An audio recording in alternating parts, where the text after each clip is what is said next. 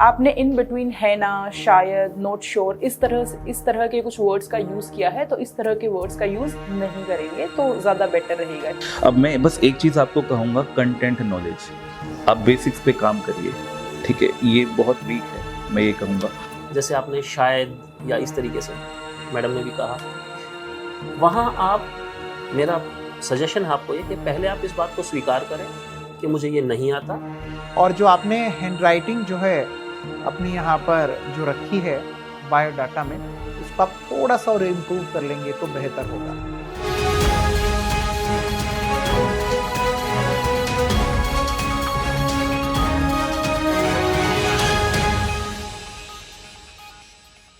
Good morning, everyone.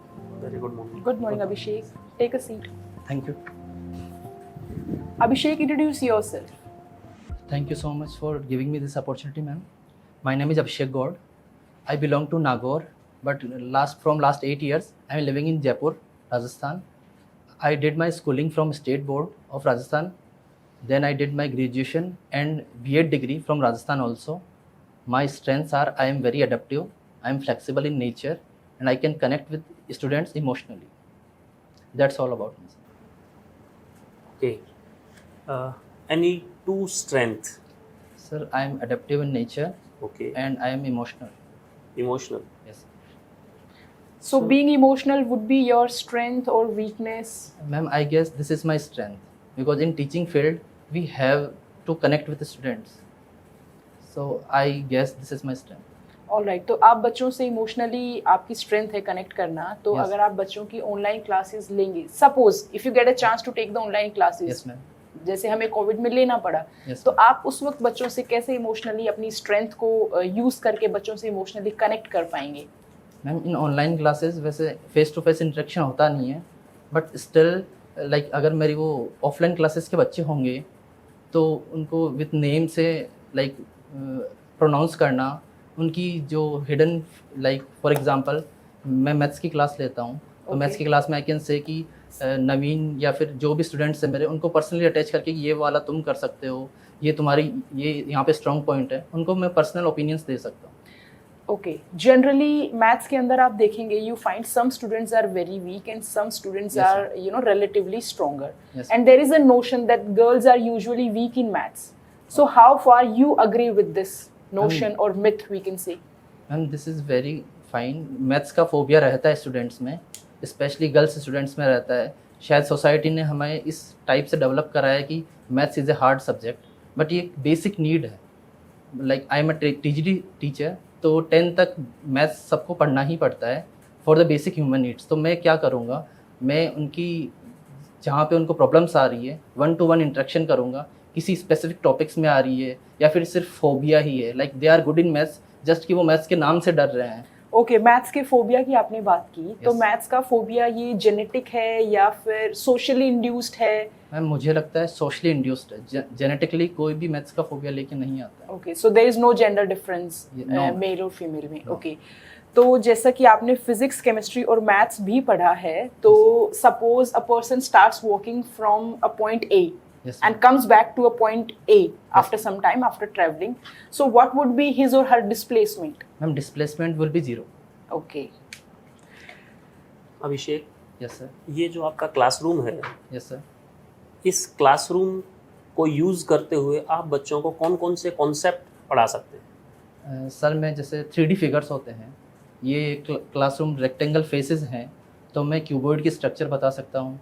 उसके अलावा मैं रेक्टेंगल पढ़ा सकता हूँ ये बोर्ड के हेल्प से, ये बॉटल की हेल्प से मैं सिलेंडर का कॉन्सेप्ट बता सकता हूँ।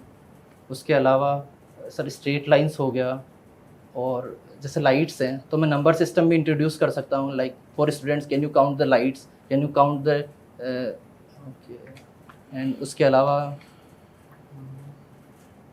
कोन का कॉन्सेप्ट इंट्रोड्यूस कर सकता हूँ सर, क्योंकि ये जो शेप है इन लाइट्स की, ये कॉनिकल शेप्स में है। ओके, कभी आपने टीचिंग की है?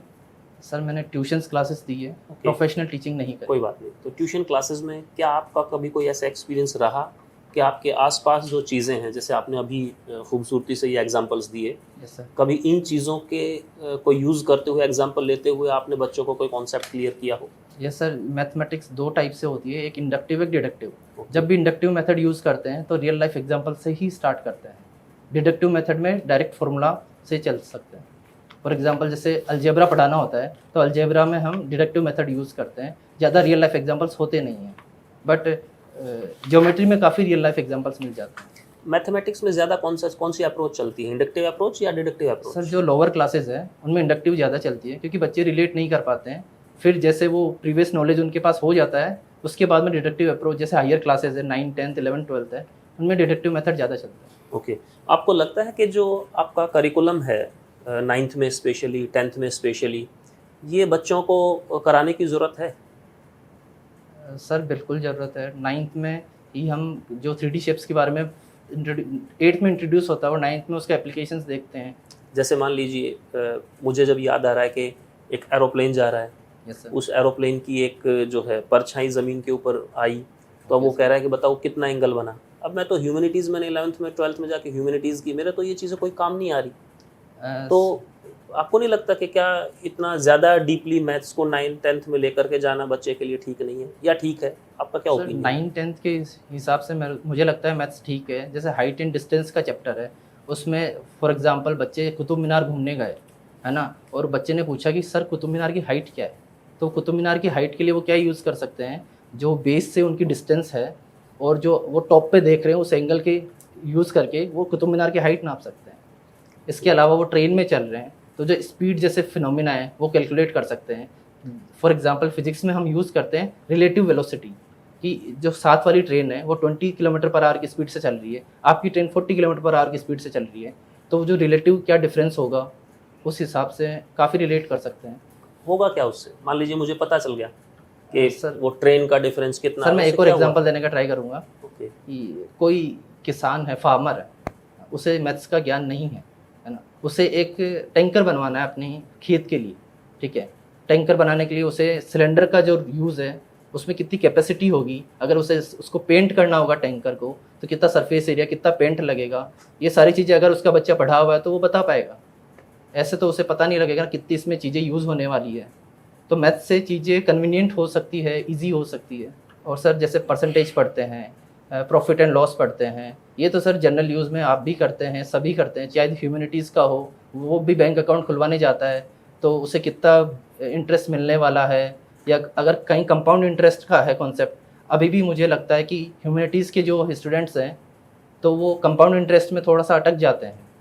तो वहाँ पे अगर कहीं कोई साइन करवाना हो बैंक में और उन्हें पता हो कि ये फिनोमिना होता क्या क्या है तो वो सर कैलकुलेट कर पाएंगे। ओके, ये बताएं, आपने बिहेवियरल ऑब्जेक्टिव टर्म सुनी है? Sir sorry, behavioural objective, behavioural objective sir, Objectives. Can I get an example और समथिंग? Any objectives? जब आप लेसन प्लान वगैरह बनाते हैं तो ऑब्जेक्टिव्स बनाए होंगे, ठीक है सर। तो उनमें एक बिहेवियरल ऑब्जेक्टिव होते हैं, सुने हैं? हाँ सर सुना है। सुना है। तो एक नई टर्म अभी कॉइन हुई है, अभी तो नहीं बट 6-7-8 साल हो गए, okay learning outcome. Yes sir. अब इन दोनों में क्या डिफरेंस देख पा रहे हैं या कोई डिफरेंस नहीं है, लर्निंग आउटकम और बिहेवियरल ऑब्जेक्टिव में?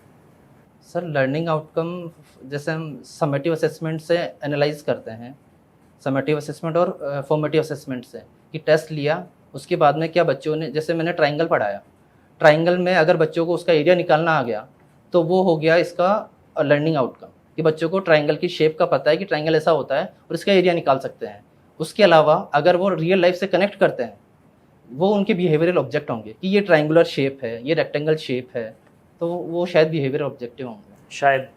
Sir. I am not confirm. Okay please. G20 क्या है? सर G20 ये ग्रुप ऑफ कंट्रीज़ है जिसमें 19 कंट्रीज़ है और एक यूरोपियन यूनियन है। ये अभी इसलिए चर्चा में है क्योंकि इसकी जो अभी इसका जो समिट हो रही है वो इंडिया में हो रही है, 6 to 7 सितंबर 2023 में होगी। सर इसके अलावा ये G20 जो डील करता है वो एनवायरमेंटल इश्यूज़ हो गए, जो फाइनेंशियल इश्यूज़ हो गए इन कंट्रीज़ के, उनसे डील करता है। बेसिकली फाइनेंशियल मिनिस्टर जो होते हैं वो इसमें पार्टिसिपेंट होते हैं। तो अभी G20 की जो एजुकेशन रिलेटेड लेटेस्ट मीटिंग है वो इंडिया में कहाँ हुई है? सर लखनऊ में। Okay, not sure about this कोई बात नहीं। एजुकेशन। W20 क्या है? Sir sorry sir, W20 W20 sir, sorry sir नहीं पता। अभी इवैल्यूएशन की बात कर रहे थे सर, यहाँ sir. पर आपके साथ में लर्निंग आउटकम्स की बात कर रहे थे। Yes sir. तो आपको पता होगा 2009 में सीसी का कॉन्सेप्ट आया था, yes sir. Continuous and comprehensive evaluation. Yes sir. तो उसमें जो कॉम्प्रिहेंसिव टर्म का जिक्र है वो क्यों रखा गया है, कॉम्प्रिहेंसिव इवैल्यूएशन क्यों जरूरी है? सर जो पहले इवोल्यूशन होता था उसमें हम एग्ज़ाम बेस्ड इवोल्यूशन करते थे कि पूरे साल जो भी पढ़ाया उसका लास्ट में जो एग्ज़ाम रिजल्ट आया वो। अभी जैसे NEPP में इंट्रोड्यूस करा गया है 360 डिग्री जो मार्किंग होती है उसमें बच्चों के बिहेवियरल ऑब्जेक्टिव को भी, जो कोग्निटिव डेवलपमेंट है, जो इमोशनल डेवलपमेंट है, उस सारे की सारे पॉइंट्स को इंक्लूड करा जाता है। तो एक तरह से बोल सकते हैं कि स्टूडेंट में स्कूल आने के बाद में जो भी चेंजेस हुए हैं उन सारे का असेसमेंट होता है, वो उसमें हो जाता है। ऑनलाइन वर्सेस ऑफलाइन एजुकेशन, आपने देखा कि कोविड-19 के दौरान हमारे देश के अंदर और पूरी दुनिया में Yes, ऑनलाइन एजुकेशन जो है वो बच्चों को दी गई। Yes sir. तो आपका क्या मानना है कि आप एज अ TGT अगर केंद्रीय विद्यालय संगठन में ज्वाइन करते हैं और आप बच्चों को वहाँ पढ़ा रहे हैं तो आपका इंक्लाइनेशन ऑनलाइन एजुकेशन पर ज़्यादा है या ऑफलाइन पर? आपका ओपिनियन क्या है?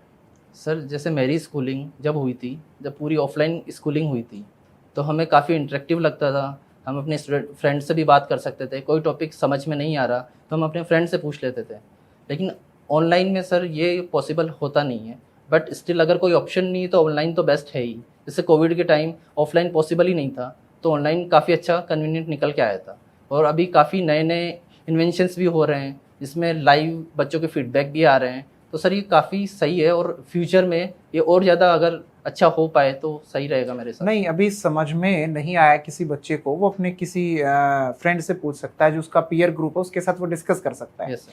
लेकिन ऑनलाइन एजुकेशन के अंदर तो बहुत सारे ऑप्शंस हैं, बहुत सारे टीचर्स बच्चों को मिलते हैं, किसी के भी वीडियो देख के वो समझ सकते हैं।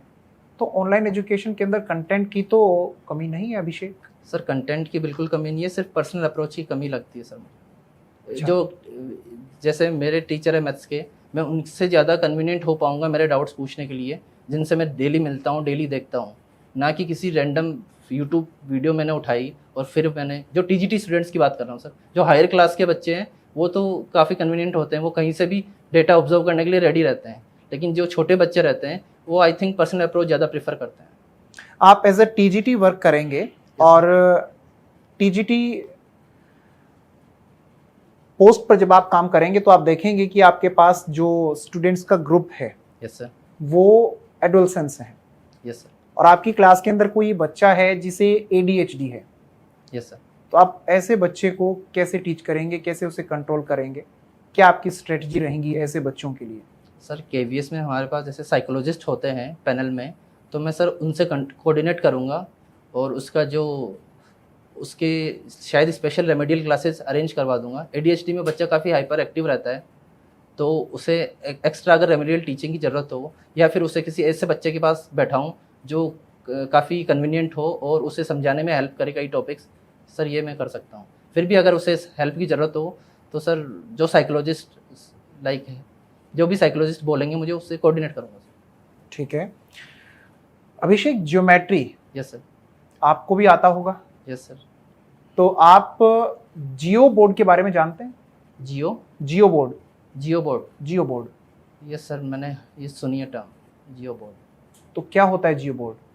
सर जो भी डिजिटल इंटरेक्टिव बोर्ड चल रहे हैं शायद उन्हीं को जियो बोर्ड बोलते हैं, डिजिटल पैनल जो चल रहे हैं।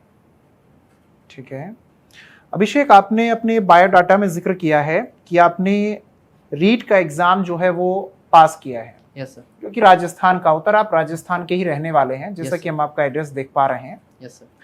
और हम आपको सिलेक्ट करते हैं केंद्रीय विद्यालय संगठन में, यस सर। TGT पद पर आप काम कर रहे हैं और आपके स्टेट में वैकेंसी आती है, आपकी वहाँ भी जॉब लग जाती है, आप सिलेक्ट हो जाते हैं। Yes sir. तो फिर आप केंद्रीय विद्यालय में ही काम करेंगे, आप अपने स्टेट में चले जाएंगे? सर मैं केंद्रीय विद्यालय प्रेफर करूँगा। रीट मैंने सर इसलिए दिया था, वो एक टीचिंग एलिजिबिलिटी एग्ज़ाम था, तो सर मुझे अपना एप्टीट्यूड चेक करना था टीचिंग को लेके, इसीलिए मैंने सर रीट दिया था। और सर मैं श्योर हूँ कि मैं KVS से कंटिन्यू करना चाहूँगा। तो KVS से आप कंटिन्यू क्यों करना चाहते हैं, क्या रीज़न है इसके पीछे? सर मुझे लगता है KVS एक नेशनल ऑर्गेनाइजेशन है, इसमें काफ़ी कल्चरल डाइवर्सिटी है और वहाँ मैं अपने करियर को ज़्यादा ग्रो कर पाऊँगा बिसाइड्स जो स्टेट गवर्नमेंट में हो। और आपने यहाँ पर पेशेंस का भी जिक्र किया है। Yes sir. तो आपको पता है मैथ्स तो जो है काफी डराता है बच्चों को, यस सर। और बहुत सारे बच्चे होते हैं जो कि काफी गलतियां भी करते हैं। Yes sir. और आपकी क्लास के अंदर भी बच्चे ऐसे होंगे जो आपने 2 बार बताया, 3 बार बताया, तो भी उनको समझ में नहीं आया होगा। Yes sir. तो उस वक्त आपको बहुत ज्यादा गुस्सा तो नहीं आएगा? सर नहीं, मेरा नेचर काफ़ी पेशेंस और काम है, तो मैं सर वापस बताने का ट्राई करूँगा। या फिर कोई बेसिक में प्रॉब्लम रही हुई है, उनको स्ट्रक्चर ही समझ नहीं आ रही, तो मैं सर बेसिक से स्टार्ट करूँगा। नहीं, फिर आप बेसिक से स्टार्ट करेंगे और आपकी क्लास के अंदर कुछ बच्चे ऐसे भी हैं जो थोड़ा एडवांस लेवल पे हैं। Yes sir. क्लास के अंदर सभी बच्चों का लेवल तो एक जैसा होता नहीं है, बिल्कुल सर। तो आप बिल्कुल बेसिक से लेकर के चलेंगे। क्लास का आप ध्यान किस तरीके से रख पाएंगे? बाकी बच्चे तो ऐसे हैं जो कि ये भी कहेंगे कि सर हम तो बोर हो रहे हैं इस क्लास से। वो कोई विंडो से बाहर देख रहा होगा, कोई वहां पर जो है, जैसा कि हम भी स्कूल में थे, हमने भी देखा है, आप भी स्कूल से आए हैं तो आपने भी देखा होगा, बहुत सारे बच्चे जो हैं फिर वो क्लास को डिस्टर्ब करने का काम करते हैं। Yes sir. तो ऐसी सिचुएशन में आप क्या करेंगे?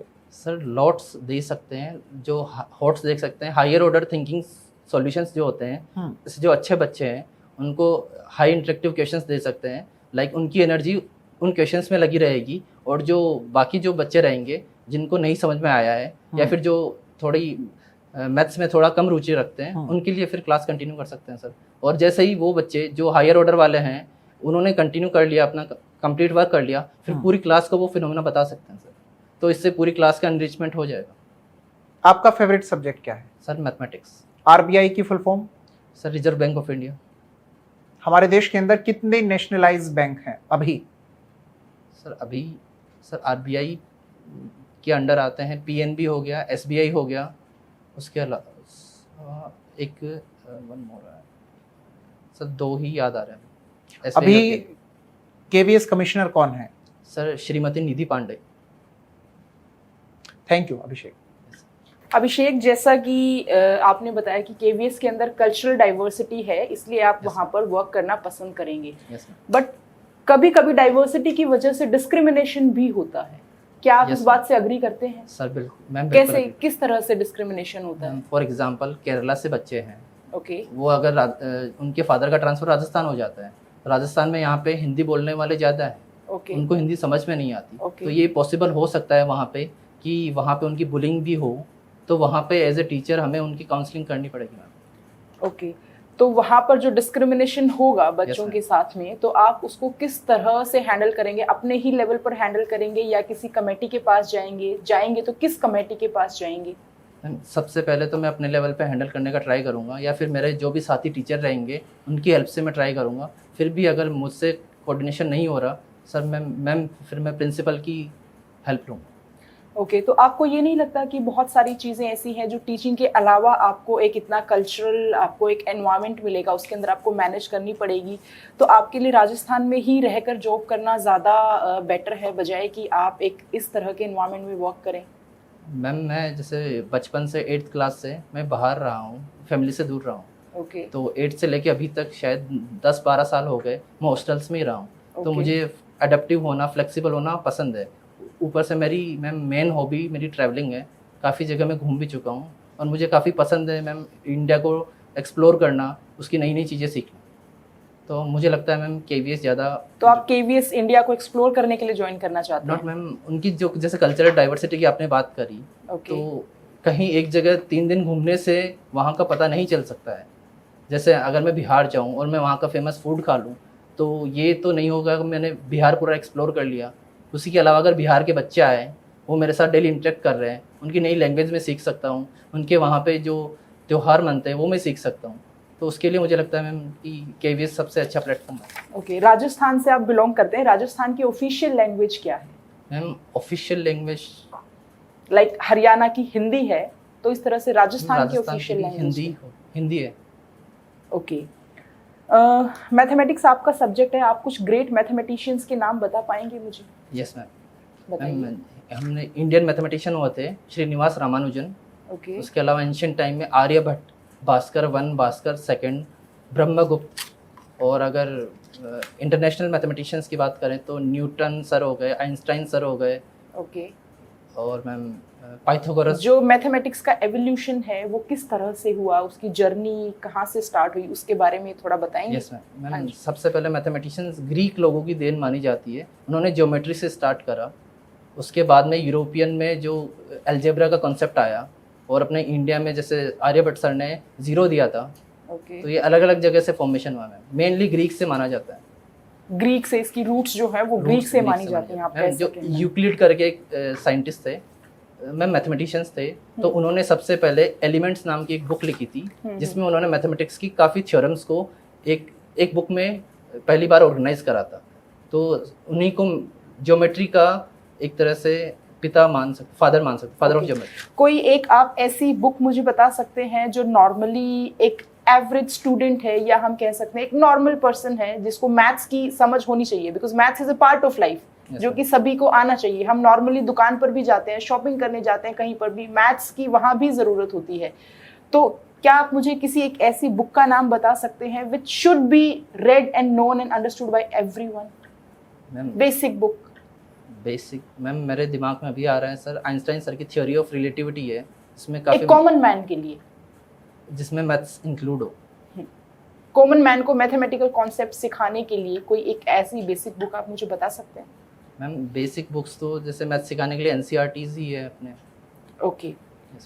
आपने जैसे मेंशन किया कि that you have appeared in NDA SSB interview, yes ma'am. तो वहाँ पर you wanted to become an officer, वहाँ से एकदम से टीचिंग लाइन के अंदर आपका जो डाइवर्जन है, यस मैम। तो ये आप इसको कैसे जस्टिफाई करेंगे? मैम मेरा वहाँ पे एसएसबी था, मैं मेडिकली अनफिट हुआ था। मेरी यहाँ पे जो राइट हैंड है, यहाँ की ये फ्रैक्चर अभी भी है, तो ये ट्रिगर फिंगर बोलते हैं इसे, तो वहाँ पे मुझे डिस्क्वालीफाई कर दिया था मैम। उसके बाद में मैंने आके ग्रेजुएशन कंप्लीट करी, उसके बाद में बीएड के टाइम मैंने पढ़ाना स्टार्ट करा, तो मैम मुझे पढ़ाने में इंटरेस्ट लगा। लाइक बच्चों से जो आ रहा था, लाइक बच्चे समझ पा रहे थे। सबसे पहले मैं जो टॉपिक डिलीवर करते हैं टीचिंग के लिए कि बच्चे वो कनेक्ट कर पा रहे नहीं पा रहे, तो मुझे लगा कि बच्चे कनेक्ट कर पा रहे हैं, इस फील्ड में मैं अपना ग्रो कर सकता हूँ। अभिषेक, आप नहीं पढ़ा सकते,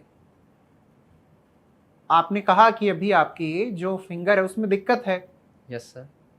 तो मैथ्स तो एक ऐसा विषय है जिसमें आपको लिखना बहुत पड़ेगा, तो आप पढ़ाएंगे कैसे फिर? सर राइट तो मैं लाइक मेरी होल एजुकेशन से करा ही है। ये एक्चुअली सर मेरी जब मैं 8th क्लास में था तब मेरी फिंगर गेट के अंदर आ गई थी और उस टाइम बैंड हो गई थी, लेकिन तब से राइटिंग इज़ नॉर्मल। बट वहाँ पे जो मेडिकल कंडीशंस मांग रहे थे उसमें ट्रिगर के लिए आपके यहाँ पे कोई भी फ्रैक्चर नहीं होना चाहिए, तो इस वजह से वहाँ पे मेडिकली अनफिट था। बट मैं लिख सकता हूँ सर, उसमें कोई प्रॉब्लम नहीं है, आराम से लिखने में कोई दिक्कत नहीं? लिखने आपको में कोई दिक्कत नहीं। तो जिन बच्चों को लिखने में दिक्कत होती है, यस सर। कौन सी लर्निंग डिसेबिलिटी होती है वो? लिखने में दिक्कत होती है सर डिस्ग्राफिया। तो डिसकैलकुलिया क्या है फिर? सर जो मैथमेटिक्स नहीं समझ पाते हैं, जो कैलकुलेशन में उन्हें दिक्कत होती है, वो डिस्कैलकुलिया है। तो आप मैथ्स के टीचर हैं, बोर्ड मास का कंसेप्ट जो है वो क्यों जरूरी है? क्यों हम बच्चों को बोर्ड मास का कंसेप्ट सिखाते हैं? क्या रीजन है उसके सर, पीछे? जो मैथमेटिकल प्रॉब्लम्स रहती है अलजेब्रा में, वहाँ पे काफ़ी सारे साइंस यूज़ होते हैं, काफ़ी सारे ब्रैकेट्स यूज़ होते हैं, जैसे कर्ली ब्रैकेट हो गया, स्मॉल ब्रैकेट हो गया, बिग ब्रैकेट हो गया, प्लस माइनस के साइन हो गए, मल्टीप्लाई के साइन हो गए। तो किस साइन को पहले यूज़ करें, इसके लिए बोर्ड मास का कॉन्सेप्ट लाया गया था। इसीलिए सर बोर्ड मास का नॉलेज होना काफ़ी ज़रूरी है। फुल फॉर्म बता पाएंगे बोर्ड मास की? Ma'am B for bracket. Ma'am full form actually पूरी कंप्लीट नहीं कर पाऊँगा। जितना आपको। हाँ ma'am, D for division, M for multiplication, A for addition and S for subtraction. Okay. Okay Abhishek, आप टीजीटी मैथमेटिक्स के लिए अप्लाई कर रहे हैं, तो आप ये बताइए मुझे कि आपका फेवरेट सब्जेक्ट भी मैथमेटिक्स ही है, तो हम डे टू डे लाइफ में जब मैथ्स बच्चे को पढ़ाना चाहते हैं तो ऐसा कौन सा सेक्शन है जो ज़्यादा रिलेट करते हैं हम डे टू डे लाइफ से मैथ्स को लेकर? Sir day to day life में जैसे हम शॉप पे गए जी वहाँ पे हमें कितना पे करना है जी, किस चीज़ के लिए कितना जो प्राइस है वो लगा ठीक है है। वो हम यूज तो कर ये सकते हैं। मैथमेटिक्स की कौन सी ब्रांच में आता है, ये जो आपने मुझे सर एग्जांपल ये अलजेब्रा ब्रांच में आता है। अलजेब्रा ब्रांच में अलजेब्रा। आता है। अच्छा, अर्थमेटिक्स से आप क्या समझते हैं? जो मैथमेटिक्स अर्थमेटिक हम लोग कहते हैं, अर्थमेटिक मैथमेटिक्स जो होता है उसका क्या मतलब है? सर अर्थमेटिक में जैसे अर्थमेटिक प्रोग्रेशन हम पढ़ते हैं क्लास में, तो उसमें सीरीज ऑफ नंबर्स की हम बात करते हैं कि कोई नंबर सीरीज़ है, वो उसकी क्या डेफिनेशंस है, वो किस वे में जा रहा है, उसकी बात करते हैं सर। अच्छा, अभी हम बात करें जैसे परसेंटेज हुआ, प्रॉफिट एंड लॉस हुआ, ये आप किस कैटेगरी के अंदर पुटअप करेंगे? मैथ्स के अंदर कौन सी ब्रांच के अंदर रखना चाहेंगे इसको? अर्थमेटिक के अंदर। तो ओके, सो आप परसेंटेज की बात जैसे हम करते हैं, तो परसेंटेज क्या होता है? What is percentage? थोड़ा ब्रीफ करिए। Sir percentage is like for example अगर 70% है तो वो 100 का कितना पार्ट है वो डिलीवर करता है कि 100 में से उसका कितना पार्ट अवेलेबल है अपने पास। ओके, इसकी नीड क्या है? मतलब परसेंटेज हम पढ़ा क्यों रहे हैं बच्चों को, या हम ये जो टॉपिक है ये हम पढ़ ही क्यों रहे हैं? इसकी नीड क्या है? सर अगर लार्ज क्वांटिटीज़ को हम कंपेयर नहीं करना चाहते, फॉर एग्जांपल दिस बोतल इज़ फिल्ड 100%, तो इसके लिए मुझे ये बताने की ज़रूरत नहीं है कि इसमें 300 ml पानी है या 200 ml पानी है, या हाफ फिल्ड होगी तो मैं बोल दूंगा कि 50% फिल्ड है। तो जनरल फिनोमेना के लिए भी यूज़ आता है। उसके अलावा परसेंटेज बैंकिंग में तो ऑब्वियसली यूज़ आता ही है। ओके, बैंकिंग में। अच्छा, यहाँ पे एक बात हुई थी आरबीआई का रेपो रेट क्या है अभी? सर मुझे आइडिया नहीं। ओके, बैंकिंग के अंदर आपने इंटरेस्ट की बात करी थी अभी, simple interest and compound interest. Banking के अंदर ऐसी कौन सी पॉलिसी, इन्वेस्टमेंट पॉलिसी है जिसके अंदर हम सिंपल इंटरेस्ट अप्लाई होता है? सर जो सेविंग अकाउंट है उसमें सिंपल इंटरेस्ट अप्लाई होता है सर, और एफडी जो करवाते हैं, फिक्स डिपॉजिट जो करवाते हैं, उसमें भी सिंपल इंटरेस्ट अप्लाई होता है। ठीक है, और कंपाउंड इंटरेस्ट? सर जो लोन्स वगैरह लेते हैं उनमें कईयों में अगर पॉसिबिलिटी है कंपाउंड इंटरेस्ट की तो वो कंपाउंड इंटरेस्ट लगता है। ठीक है, कोई ऐसा टॉपिक जो आपका फेवरेट टॉपिक हो जिसके ऊपर आप कंफर्टेबल हो डेमो देने के लिए? Sir I can teach surface area and volumes. Surface area and volumes, ये आप लाइक मेंसुरेशन के अंदर आप ये Yes. बताना चाहेंगे? ठीक है, तो आप एक्सप्लेन करिए, आप स्टार्ट करिए demo. Sir on the board, या yes you can use it. Sir can I consider this as a class? Yes बिल्कुल, हम आपके स्टूडेंट हैं, यस हम पढ़ेंगे, आप हमारे टीचर हैं। Also use any one of the object as a TLM and try to explain the topic. Okay. Okay. Good morning, students. How are you all? I hope you are fine. Okay. What is the today's date? Is 7th May 23. Our subject is mathematics. Okay. Sir, board entries complete करूँ ना? Present student. हाँ. total student. Okay. बिल्कुल। So the total students are 35. Anyone absent? Okay, 2 absent and present are 33. Okay students, in previous classes you must have gone through some plane figures. Can you name some plane figures? Okay, very good. Tell me. Triangle. Triangle is a plane figure. Any else? Okay, rectangle. Anyone else? Okay, circle. Okay, these are plane figures. By plane figures we can understand the geometry which I can draw on this, right? अभी आज हम क्या करने वाले हैं, इन plane figures की help से कुछ नए फिगर्स सीखने वाले हैं। इन प्लेन फिगर्स की हेल्प से ही नए फिगर बनाने वाले हैं।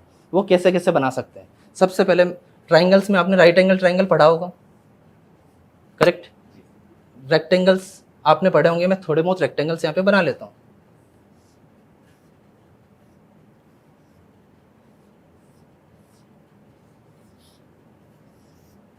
Okay students, you can see मैंने 1 2 3 4 5 6 रेक्टेंगल्स बनाए, राइट? अब रेक्टेंगल शेप की अगर मैं बात करूं, अब मैं क्या करूंगा, जैसे मेरे पास सर मेरा एक क्वेश्चन है, यस सर, जो रेक्टेंगल और स्क्वायर हैं क्या वो सेम होते हैं? नहीं मैं जब घर पे ना पढ़ रहा था तो मेरे भैया ने मुझे कहा कि सेम होते हैं।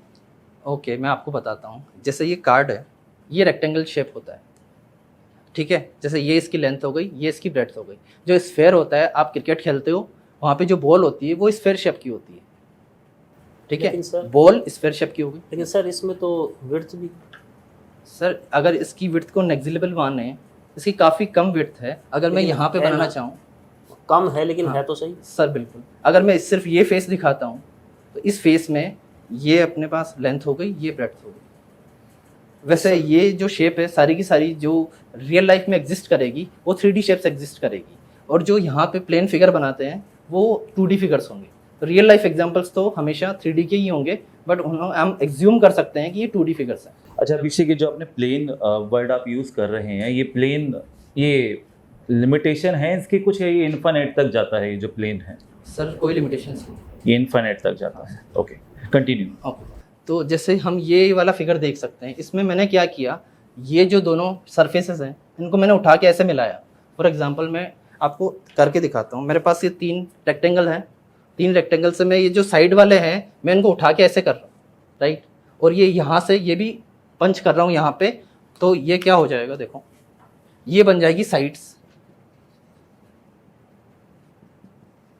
ये जो बेस मैंने फिक्स करा था ये मेरा बेस हो जाएगा, ये हो जाएगा टॉप।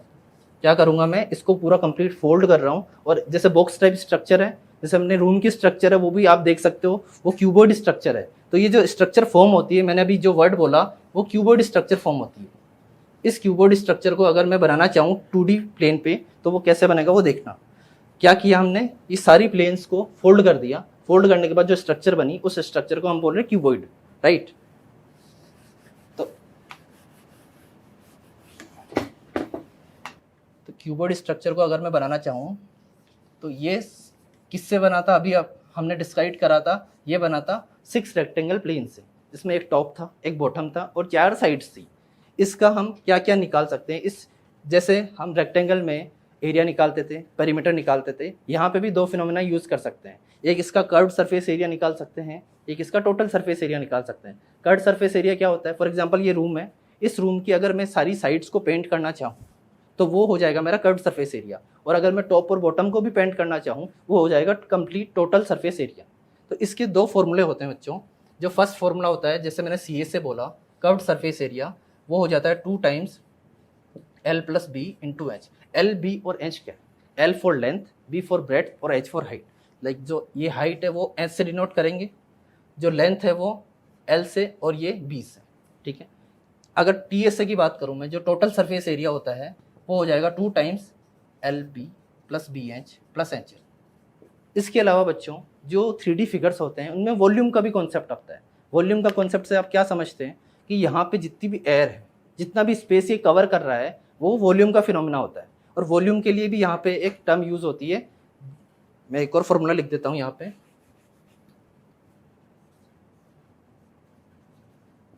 वो होगा L × B × H।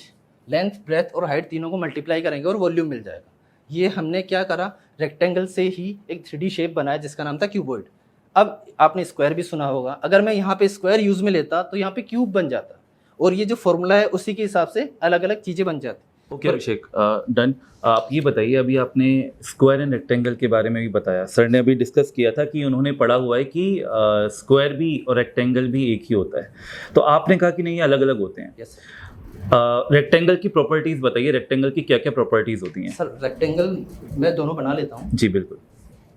सर ये रेक्टेंगल है, ये स्क्वायर। सर स्क्वायर में सारी साइड्स इक्वल होगी। फॉर एग्जांपल अगर इसकी साइड A है तो सारी की सारी साइड्स A होगी। यहाँ पे आमने सामने की साइड्स इक्वल होगी, जैसे कि ये लेंथ है, ये लेंथ हो जाएगी, ये ब्रेड्थ है, ये भी ब्रेड्थ हो जाएगी। अगर मैं रेक्टेंगल के अंदर अपोजिट साइड्स जो आप कह रहे हैं, अगर मैं उसको इक्वल कर देता हूँ तो क्या फिर वो रेक्टेंगल नहीं होगा? सर एक और इसकी प्रॉपर्टी होती है, ये पैरेलल एंड इक्वल होनी चाहिए। वो स्क्वायर में नहीं होती? स्क्वायर में भी पैरेलल एंड इक्वल होती है। एक एक्स्ट्रा जो आता है इसमें चारों साइड्स इक्वल हो जाती है। रेक्टेंगल में चारों साइड इक्वल नहीं हो सकती? नहीं सर, आमने सामने की साइड्स इक्वल हो सकती है। Okay. All right, Abhishek, take your seat. Abhishek, yes आपने इतने सारे मैथमेटिशियंस के नाम बताए, यस। मुझे तो सारे याद भी नहीं है, कि कोई 2 नाम बताएं जो नॉर्थ ईस्ट से हमारे मैथमेटिशियन, इंडिया के नॉर्थ ईस्ट से कोई 2 मैथमेटिशियन के नाम बताएं। सर नॉर्थ ईस्ट से जो काफ़ी फेमस रहे हों, लोग जानते हों, जिनको ज़रूरी नहीं हो पास्ट में रहे हों, अब करंट में हो, अच्छे प्रोफेसर हो नॉर्थ ईस्ट में। नॉर्थ ईस्ट में इक्वल। सो आपको ये नहीं लगता कि जब आप जाएंगे तो एक मेजर हर्डल जो आपके सामने आएगा वो कम्युनिकेशन को लेकर के आएगा? सपोज आपको शुरुआत की ही पोस्टिंग मणिपुर दे दी गई यस या तमिलनाडु दे दी गई, तो वो जो कम्युनिकेशन, जो लैंग्वेज की जो प्रॉब्लम आएगी, उसको कैसे टैकल करें?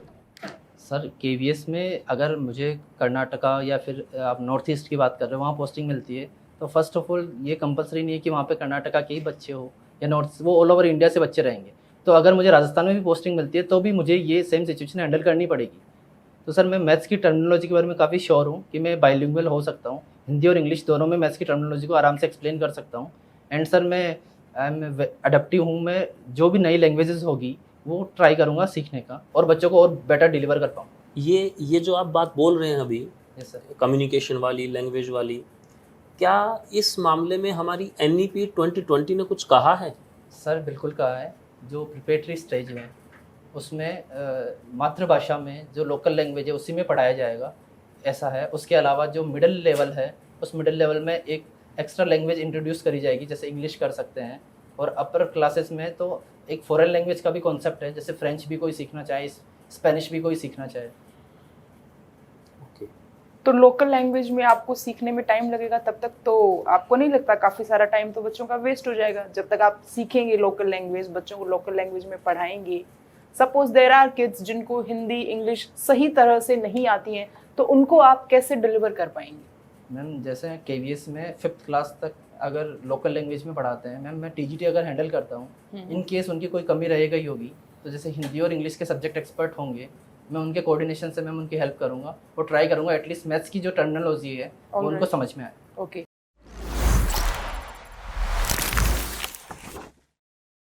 So Abhishek, like some feedback I would like to give Yes, you. You are calm and composed while giving the interview, so that is a good thing. ठीक है, आपकी नॉलेज भी अच्छी है, so that's also good. आपने in between है ना, शायद, नॉट श्योर, इस तरह के कुछ वर्ड्स का यूज़ किया है, तो इस तरह के वर्ड्स का यूज़ नहीं करेंगे तो ज़्यादा बेटर रहेगा। ठीक है, नॉलेज आपके पास अच्छी है, बट कहीं ना कहीं आप इंटरनली थोड़ा सा अपने आंसर्स देने में हेजिटेंट फील कर रहे थे। आपको इंटरनली ऐसा लग रहा था कि ये मैं सही बता रहा हूँ या नहीं बता रहा हूँ।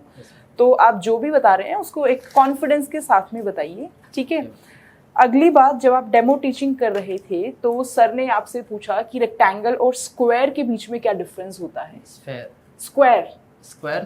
स्क्वायर के बीच में डिफरेंस पूछा था। मुझे एक्चुअली मैम स्फेयर सुनाई दिया था। हाँ, तो इस चीज़ का आपने थोड़ा सा ध्यान रखना है कि ऐसी गलती ना हो। प्लस पैनल ने आपको जब ये बोल दिया that we are your students, we are your class, तो आपने उसको एज अ क्लास ही लेकर चलना है। इन बिटवीन कभी आप सर बोल रहे हैं, कभी आप बच्चे बोल रहे हैं, तो उस चीज़ को थोड़ा सा आप ध्यान में रखिएगा। अगली बात ये कि जब आप क्लास ले रहे थे तो आपने इन बिटवीन क्लास को एक तरह से आप एक हाइपोथेसाइज करके चल रहे थे, लेकिन आपके पास एक्चुअल 4 स्टूडेंट्स हैं यहाँ पर, तो आपने क्लास को इंटरैक्टिव बनाने की कोशिश करनी है। थोड़ा सा इंटरेक्शन के अंदर मुझे लगा कि आपको इम्प्रूव करने की और ज़रूरत है। इन बिटवीन बच्चों को समझ आ रहा है, नहीं आ रहा है, मतलब इन बिटवीन आप बच्चों से कनेक्ट कीजिए। जो कि आपने बताया कि इमोशनली आप बच्चों से बेटर कनेक्ट कर पाते हैं, तो आप कैसे करेंगे जब आप टीचिंग के अंदर बच्चों को अगर इन्वॉल्व नहीं करेंगे? तो उस चीज़ का एक आपने ध्यान रखना है और क्लास को इंटरेक्टिव बनाना है। और इसके अलावा जो है, इसके अंदर आपने अपनी स्पेशल अचीवमेंट्स में मेंशन किया हुआ है अपीयर्ड इन NDA SSB। तो आप NDA SSB के अंदर सेलेक्ट नहीं हुए, इसका जो भी रीज़न आपने बताया कि मेडिकल की वजह से, तो इसमें बेटर रहेगा अगर आप ये लिखेंगे कि qualified written NDA exam, so that is a better thing. मतलब उसमें वो फिर कोई भी नेगेटिव चीज़ जो है नहीं आती है। और इंट्रोडक्शन में आपने हर स्टेटमेंट में लिखा हुआ है I am a person, I am a self, I am very, तो ये इसको थोड़ा सा लैंग्वेज को थोड़ा सा और इम्प्रूव, लॉन्गर सेंटेंस नहीं बनाना। जैसे आई एम अ पर्सन, आपने आई एम 3 बार आपने यूज कर दिया है, तो कोशिश करेंगे कि इस तरह से रिपीट ना करें। आप TGT मैथ्स के लिए की पोस्ट के लिए आप जा रहे हैं, उसके लिए आप इंटरव्यू दे रहे हैं, तो थोड़ा सा जो आपका पैराग्राफ है ओवरऑल, उसमें बहुत ज़्यादा वर्ड्स का रिपीटिशन ना हो, तो वो ज़्यादा बेटर रहेगा। Thank you. अभिषेक, मैडम ने काफ़ी कुछ आपको बताया है, सजेशन मैडम ने आपको दिया है। तो हमने यहाँ पर अभी जिक्र किया था TLM का, जियो बोर्ड का, खासकर हमने जिक्र किया था। जियो बोर्ड जो है वो TLM आपका रहता है। तो आप मैथ्स के टीचर बनेंगे और क्लास को इंटरेक्टिव बनाने के लिए मीनिंगफुल कॉन्सेप्ट बच्चे तक पहुँचे, बच्चे का इंटरेस्ट जो है क्लास में बना रहे, इसके लिए आपको बहुत सारे अलग अलग जो है एड्स यूज़ करने पड़ेंगे। तो आपके सब्जेक्ट से रिलेटेड जितने भी एड्स हो सकते हैं, आपको सबके बारे में पता होना चाहिए। एक बार आप उसको देख लीजिएगा। Okay sir. आपसे प्रश्न इस पर किए जा सकते हैं आपके इंटरव्यू के दौरान। और जो आपने हैंड राइटिंग जो है अपनी यहाँ पर जो रखी है बायोडाटा में, इसको आप थोड़ा सा और इम्प्रूव कर लेंगे तो बेहतर होगा। मेरा क्वेश्चन भी था, ये टाइप करवाना है या फिर हैंड रिटन ही करना है? केंद्रीय विद्यालय संगठन की ओर से ये कहीं पर भी नहीं बताया गया है कि आपको खुद से अपनी राइटिंग में लेकर जाना है या आप टाइप कराएं और फिर लेकर के जाएं। ठीक है सर। तो ये आपका चॉइस है कम्प्लीटली। अगर आप चाहते हैं कि आप कंप्यूटर से टाइप करें यस सर। और उसके बाद आप लेकर के जाएं तो आप लेकर जा सकते हैं, कोई दिक्कत नहीं है। आज से पहले भी कई बार जो हैं इंटरव्यू जब रहे हैं तो बहुत सारे ऐसे कैंडिडेट रहे हैं जो टाइप करके लेके गए हैं यस सर। और कंप्यूटर का आपने कहीं पर भी जिक्र नहीं किया है। Sir actually I have a diploma, I have mention in the degrees. नहीं, जो आपकी यहाँ पर शॉर्ट नोट है, अच्छा। स्पेशल अचीवमेंट्स हैं, ओके सर। आपने यहाँ पर तो जिक्र कर दिया है यस सर। जो आपकी क्वालिफिकेशन है इसके अंदर। तो आपने जो ये डिग्री डिप्लोमा लिया है, इस डिग्री डिप्लोमा के बेस पर कोई भी आपकी अचीवमेंट रही है ठीक है सर। या आप कंप्यूटर नॉलेज जो रखते हैं Yes, उसके sir. बेस पर आप शॉर्ट नोट में अगर कुछ बताना चाहें ठीक है सर। तो आप वो जरूर बताइए। Yes sir. क्योंकि आजकल जो भी स्कूल हैं उनके अंदर आप देखते हैं स्मार्ट बोर्ड यूज होने लगे हैं। Yes sir. तो स्मार्ट बोर्ड एक तरीके का एक बड़ा कंप्यूटर ही है। कंप्यूटर अपने घर पे लैपटॉप जो हम यूज करते हैं ऑफिस के अंदर, वो छोटी स्क्रीन है, स्मार्ट बोर्ड एक बड़ी स्क्रीन है।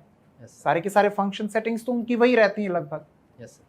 तो आप अगर ये भी मेंशन करेंगे ना कि आपने कुछ कंप्यूटर नॉलेज के साथ में यस सर। किसी भी तरीके का कोई काम किया है, कोई आपकी अचीवमेंट है कंप्यूटर नॉलेज रिलेटेड, तो वो थोड़ा सा और बेहतर होगा आपके लिए। ठीक है सर। एक आपने UOR मेंशन किया हुआ है, what do you mean by this?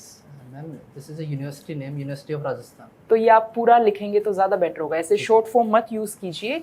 और एक और चीज़ मैं आपको बताना चाहूँगी, जहाँ सिग्नेचर ऑफ कैंडिडेट टाइप हो रखा है उसके नीचे आपने साइन किए हुए हैं, तो उसके ऊपर आप साइन कीजिए। इस चीज़ का आप ध्यान रखिए। ओके अभिषेक, सबसे पहले तो जो बहुत बेहतर लगा आपका, मुझे आपका जो कॉन्फिडेंस था मुझे काफ़ी अच्छा लगा। Thank you sir. कम्युनिकेशन बहुत बढ़िया आपका। और उससे भी बेहतर, जहां आपको प्रश्न नहीं आ रहा था आपने बड़े ईमानदारी से उसको स्वीकार किया कि मुझे ये नहीं आता। आई थिंक ये बहुत बढ़िया है आपके अंदर। और जहाँ कहीं एक सजेशन है कि जहाँ कहीं आपको नहीं आता और फिर भी आप उसको देने की कोशिश कर रहे हो, यस सर। जैसे आपने शायद या इस तरीके से मैडम ने भी कहा, वहाँ आप, मेरा सजेशन है आपको ये कि पहले आप इस बात को स्वीकार करें कि मुझे ये नहीं आता लेकिन मैं कोशिश कर सकता हूँ बताने की। Like I can use sir, can I guess, हाँ कैन आई ट्राई? कनेक्ट, उसके बाद आप ये कर सकते हैं तो वो बेहतर जाएगा मुझे लगता है। सर ने जैसा कहा, आपको राइटिंग में आप लैंग्वेज लिख सकते हैं या टाइप करा सकते हैं, ऑब्वियसली आपकी चॉइस है दोनों।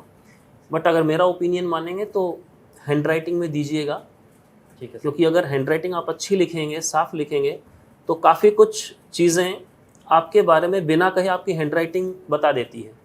और यदि आपके अंदर कुछ ऐसा है जो आप चाहते हो कि एक्सपोज ना हो, यस सर। तो फिर आप टाइपिंग में जाइएगा, क्योंकि राइटिंग देखने से बहुत सारी चीज़ें आपकी ना कहे भी एक्सपोज हो जाती हैं। थोड़ा सा वहाँ एक सजेशन है लास्ट, यस सर। जो आपका टीचिंग है उसमें अभी आपको कम से कम इतने माहौल में, हालांकि ये एक आर्टिफिशियल सिचुएशन थी, बट मुझे इसमें लगता है कि अभी इसके अंदर आपको इम्प्रूवमेंट की ज़रूरत है। चाहे उसमें आपका इंटरेक्टिव बनाना हो क्लासरूम को, या बोर्ड को यूज़ करना हो, या आपकी खुद की पोजीशनिंग हो क्लासरूम टीचिंग के समय, तो इसको अभी इम्प्रूवमेंट की मेरे विचार से ज़रूरत है। बाकी कम्युनिकेशन अगेन बहुत बढ़िया था, पर्सनैलिटी आपकी बहुत अच्छी है और कंटेंट नॉलेज भी आप काफ़ी अच्छी रखते हैं। Thank you. अभिषेक, पर्सनैलिटी के बारे में काम एंड कंपोज जो आपने मेंशन किया है वो एज़ यूजुअल जो मुझे दिखा है वो बहुत अच्छा है आपका। तो मतलब मैं इससे बहुत ज़्यादा खुश हूँ, आपका जो बिहेवियर रहा है, जो पर्सनैलिटी ओवरऑल रही है। अब मैं बस एक चीज़ आपको कहूँगा, कंटेंट नॉलेज आप बेसिक्स पे काम करिए, ठीक है? ये बहुत वीक है, मैं ये कहूँगा। जैसे मैंने आपसे पूछा कि स्क्वायर रेक्टेंगल, मैं आपको बताना चाहूँगा उस पर काम करो। जैसे मैंने पूछा स्क्वायर रेक्टेंगल क्या ये एक ही होता है, तो कई को नहीं पता होता, तो आप कहो हाँ जी एक ही है। Rectangle is a basic figure, square is a part of rectangle, because both figure have lengths and breadths. Yes sir. Only just the difference is where length and breadth becomes equal, it becomes square. But square obeys all the properties of rectangle. Right, तो ये बहुत basic चीज़ें हैं अभिषेक, इन पर काम करो कि वहाँ पर कुछ ही पूछा जा सकता है। राइट था, वो डिलीवर करने में थोड़ा सा, हाँ, तो होता है, ये नर्वसनेस होती है, लेकिन वो मुझे अभी आपके अंदर दिखी नहीं, ठीक है, तो उसको मैं एज अ कंटेंट नॉलेज के तौर पर जज करूँगा, ठीक है। तो इसको थोड़ा सा बेटर करो, बाकी आप पर्सनैलिटी अच्छा है, कम्युनिकेशन अच्छा है, डेमो टीचिंग जैसे सर ने कहा वो उसमें थोड़ा सा और इम्प्रूवमेंट होगा, और इम्प्रूवमेंट अपने आप आ जाएगा जैसे नॉलेज आएगी, इम्प्रूवमेंट अपने आप हो जाएगा। टाइम कम है, इस पर काम करो। Thank you sir. All the best Abhishek. Thank you.